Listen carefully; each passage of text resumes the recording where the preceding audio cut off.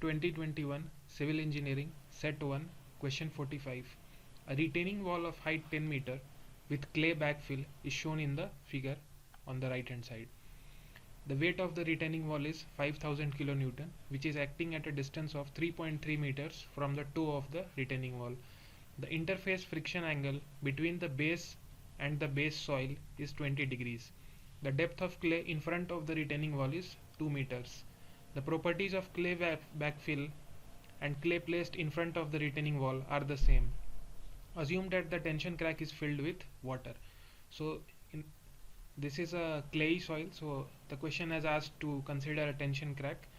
Use Rankine's earth pressure theory. Unit weight of water is given as 9.81 kilonewton per meter cube. The factor of safety rounded off to 2 decimal places against sliding failure of the retaining wall after ignoring the passive earth pressure will be.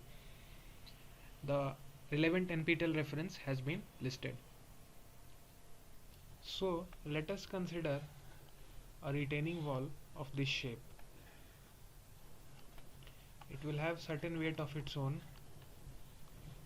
and let us consider the soil on its rear side. Assuming this is a clayey soil, it will have a certain cohesion of its own.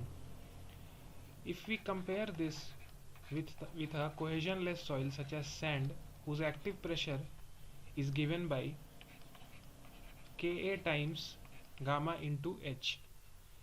In this case, there is no cohesion in the sand, but in case of clay, an additional term creeps in the formula that is given as Ka gamma H minus 2C root Ka. So due to this negative term that gets added to the formula, a negative pressure region exists up to certain depth that is called as Z0. And once this negative pressure region gets over, then only positive active pressure is exerted on the retaining wall. This negative pressure region, its depth can be calculated by equating Pa as 0. This would give Z0 as 2C by gamma root Ka. Also, if this region is negative pressure, there will be a certain amount of region which has an equal depth on the other side of this center point Z0. This total depth is called as HC, which is the critical depth cut. HC will be given as 2Z0, which will be nothing but 4C by gamma root Ka.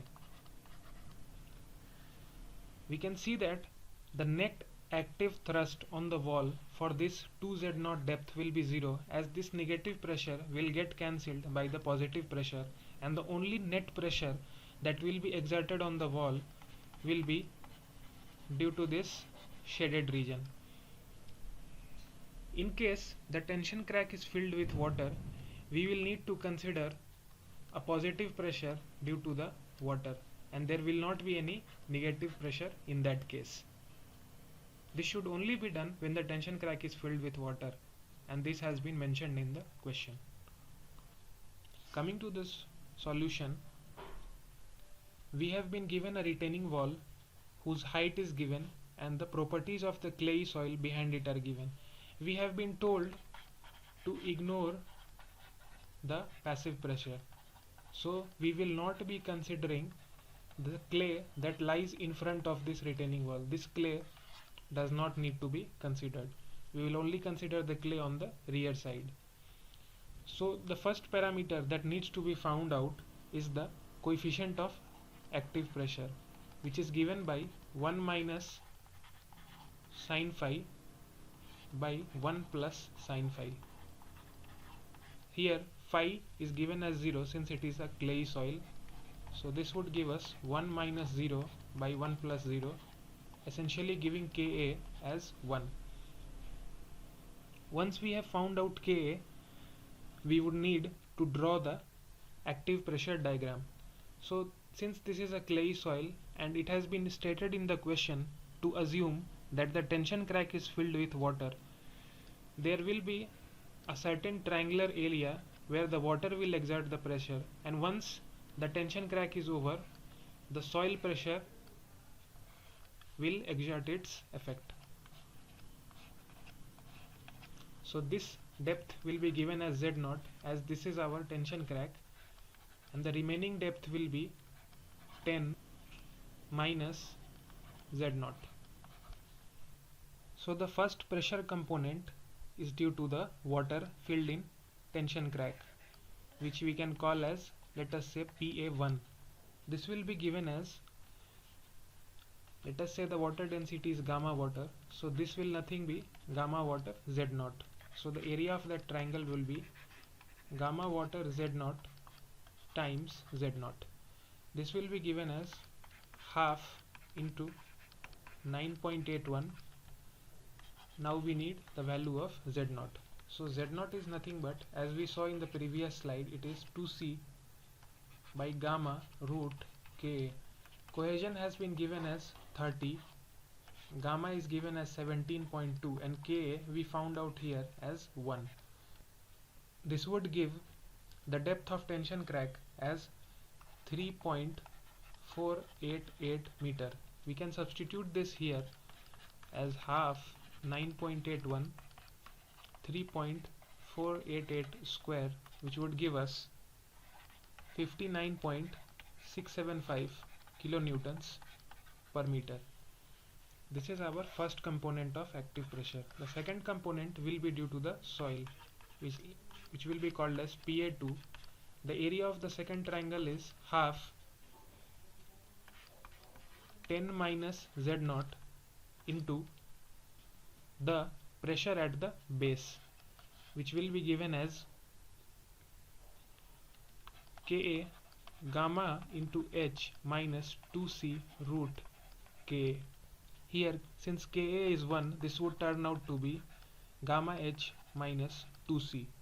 This would be gamma H minus 2C.